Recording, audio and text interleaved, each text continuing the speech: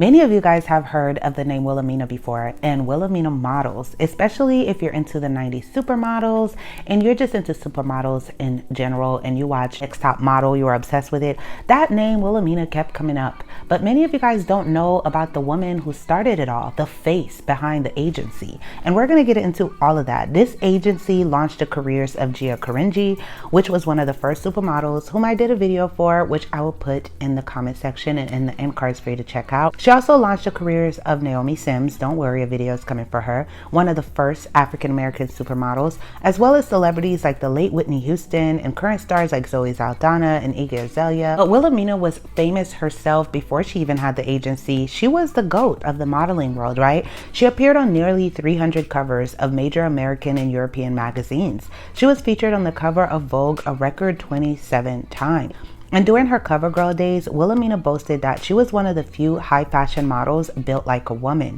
And she was, with her 5'11", 38, 24, and 36 frame, doe eyes, delicate cheekbones, and mane of high piled dark hair, she epitomized the classical aristocratic look that she helped to make the style standard of the 1950s and 1960s. Her story is one of determination, glamour, and resilience, leaving an incredible mark on the fashion world. Wilhelmina's agency was also very generous to the girls. She was always available to the young models for personal and professional guidance. She always spent time in her office with the young models, said Bill Weinberg of the Wilhelmina agency. She always found time to help them with all their problems and always gave them help with their makeup. This is evidence with Karine, who I did a video for, and you saw how distraught Karine was when Wilhelmina passed away, and she just spiraled because I was like a mother figure for her. So her models really loved her, and she launched the career of Iman also, and Iman had nothing but good things to say about her also. We're going to get into her life and her tragic diet because she went through it. She went through it. I can't believe she ate like this. She survived like this. We're going to get into all that and her tragic and sad death also, and all of her accomplishments as like the first girl boss, one of the first girl boss, right? But first, hey friend, welcome to my channel Karinealourde, where we deep dive and break down the most iconic stars through history. If you're not yet subscribed, please be sure to do so, and if you're already subscribed, please turn on your notification bell so you never miss an upload. Now without further ado, let's get into this video. Let's start with her childhood. She was born under the Dutch skies on May 1st in 1939. Wilhelmina was the apple of her parents' eyes. Willem Robert Karl, a German butcher, and Clecina Vender Stratton. Tragedy struck early when her younger brother Walter Gunther was taken from them at the tender age of 3 in a car accident. In the throes of World War II, their family relocated from the Netherlands to Utrecht in 1942, only to move again to Oldenburg, Germany, after the war ended in 1944. The winds of change blew them over the Atlantic to Chicago, Illinois in 1954, where a new chapter began. Young Wilhelmina found herself entranced by the world of fashion, captured within glossy magazine pages. She confessed, and I quote, "I even went to secondhand stores to buy all the old issues. I read them cover to cover, devouring every word and every picture of my new idols, the beautiful models who reached so glamorously from the pages out to me," end quote. In 1956, she plunged into the world of modeling, borrowing money from her father to attend modeling school, adopting the stage name Winnie Hart. She graduated high school in 1958 and joined a model's bureau.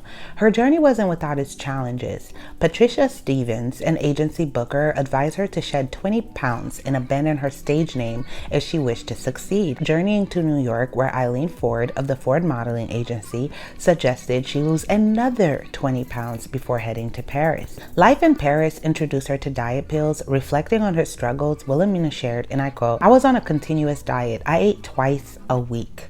In between, it was cigarettes and black coffee.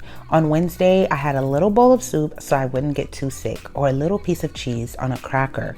On Sunday, I'd have a small filet mignon without salt or any sauce. I was running on nervous energy as well as determination." And that was literally her diet. And she also loved a glass of tomato juice. And I stated in a video on the diets of the famous stars back then that a lot of the stars and actresses and models of that time drank orange juice and ate a lot of carrots because it was known to make them become lighter and more fair in their skin. She always had a glass of tomato juice. She eventually found she felt her best energy when she was around 126 pounds. And remember, she's 5'11", so 126 pounds is pretty skinny.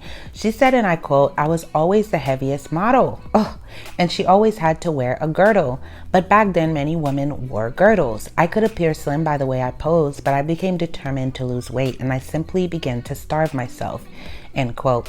And despite the hardships, she shone brightly in the City of Lights, landing the cover of L'Officiel's December 1960 issue. Her star continued to rise as she returned to the US and became one of the most iconic models of the 1960s. In the heart of the bustling metropolis, New York City, Cooper found herself standing in front of the Ford Models agency. The towering skyscrapers and the frantic energy of the city mirrored the whirlwinds of emotions within her. She was about to meet Eileen and Jerry Ford, the power couple behind the world-renowned modeling agency. As the door swung open, she stepped into a realm where dreams were woven into reality. The Fords recognized the diamond in the rough that was Cooper. They saw the raw talent beneath her nervousness, the elegance that shone through her simplicity, and the determination that set her apart from the rest. It wasn't long before they signed her to their prestigious agency. Cooper's career took off like a rocket, and before she knew it, she was one of the highest paid models of the 1960s.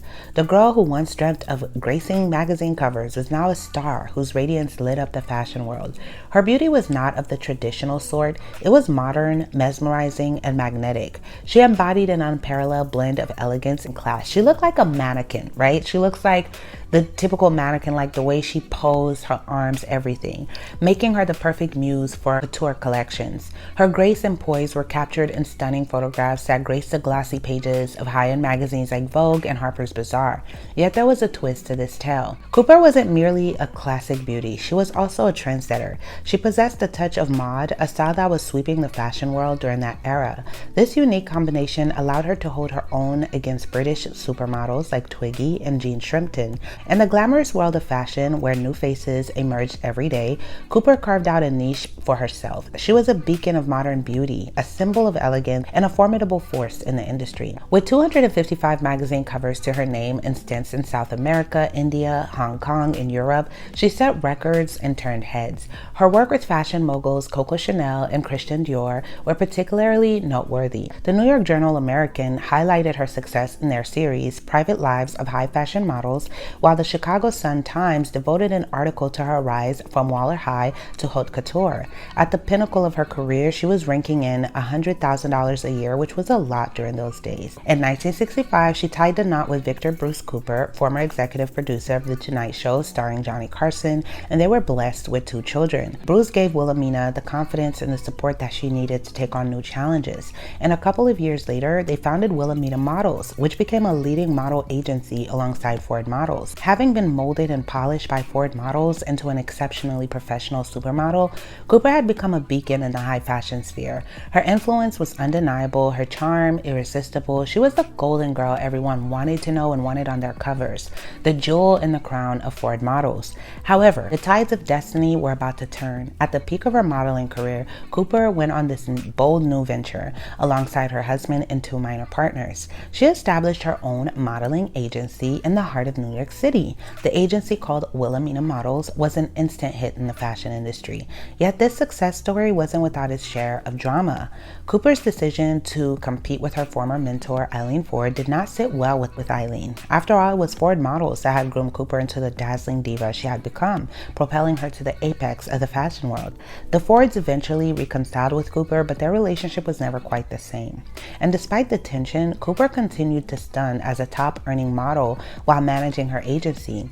Her reputation as a formidable worker and the skills she honed at Ford Models drew top clients to her stable. Armed with intimate knowledge of the industry, she brought a fresh, invigorating spirit to Wilhelmina Models. Soon after launching her agency, Cooper tapped into her extensive network of top photographers. They were thrilled to collaborate with her, recognizing her exceptional talent and work ethic. Edgar de Avila, a prominent photographer of the time, booked her models for various prestigious assignments. Wilhelmina Models quickly became a breeding ground for future stars. The models discovered by Cooper graced countless international magazine covers, walked ramps for renowned designers, and starred in top advertisement campaigns. Cooper's keen eye for talent launched the illustrious careers of models like Karine and Iman, as we stated. The late 1970s brought a grave challenge for Cooper, a diagnosis of lung cancer. Yet even in the face of adversity, she continued to steer her agency to great heights. And on March 1st, 1980, the fashion world lost its radiant star. Cooper passed away at the age of 40, leaving behind a legacy that would outlive her. Her final achievement was securing her 27th cover of the American edition of Vogue.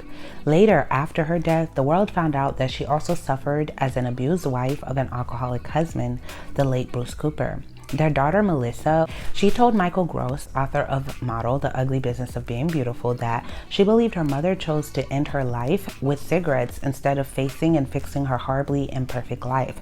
So all that glitters is not diamonds. Cooper's spirit lives on, inspiring a new generation of models to reach for the stars. I just find it so cool to find out the history of these women. Although Wilhelmina said that her husband was like the brains behind Wilhelmina Models, but it was her baby, her idea, and she was there for the models. And you can see in how the models talked about her, how they felt, especially if you've seen my Gia video. Gia was really distraught. Like, she spiraled and ended up dying shortly after Wilhelmina passed away, because she was like a mother figure. She was very motherly and looked out for her models because she lived it, she went through it, so she didn't want the girls to go through what she went through. And she was just so graceful. She's so beautiful, looks like a mannequin, like every picture I was going through for her, you know. But unfortunately, there's no videos out there of her. I would have loved to seen her walking on a catwalk. She barely did interviews, and her life was mostly kept quiet for the most part. Her daughter, I saw on several news sites like the Washington Post, etc., stated that her daughter is working on a biography for her, like a book for her. But I would be so interested to see a movie for Wilhelmina, because come on, she was a boss, and we would like to know. So very inspirational, you know, how she came out there and did this.